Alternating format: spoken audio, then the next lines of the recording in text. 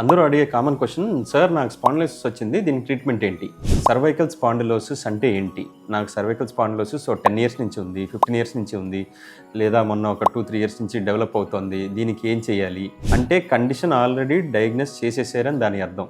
అది యాక్చువల్లీ తప్పు. Point 1, sciatica అనేది దాని రూట్ కాజ్ అనేది చాలా రకాల కారణాలు ఉంటాయి. డిస్క్ స్లిప్ అవ్వడం వల్ల కావచ్చు, నరం చుట్టుపక్కల ఉన్న కండరాలు టైట్ అయ్యి మన నరాన్ని నొక్కుకోవడం వల్ల సయాటికా అనేది రావచ్చు, లేకపోతే వెనకాల ఉండే వెన్నెముక జారిపోయి నరాన్ని నొక్కుంటే కాలంతా లాగడం, దాన్ని కూడా సయాటికా అని చాలా మంది అనుకుంటారు. So that is a vague term. అలాగే నెక్ లో కూడా స్పాండిలోసిస్ అనేది వేగ్ టర్మ్. దాని తాలూకా రీజన్స్, ఒకటి డిస్క్ ఏదైతే ఉంటుందో మెడలో కూడా డిస్క్లు అనేవి ఉంటాయి. ఆ డిస్క్ ఎప్పుడైతే అరుగుతుందో నొప్పి, మెడ నొప్పి వచ్చే అవకాశం ఉంటుంది, దాన్ని స్పాండిలోసిస్ అంటారు.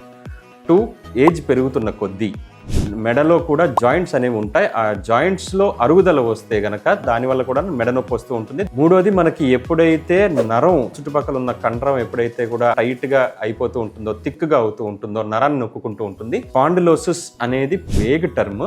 దాని డీటెయిల్స్ తర్వాత రీల్స్తో చెప్తూ ఉంటాను. For more such health related content on spine, please do follow our channel.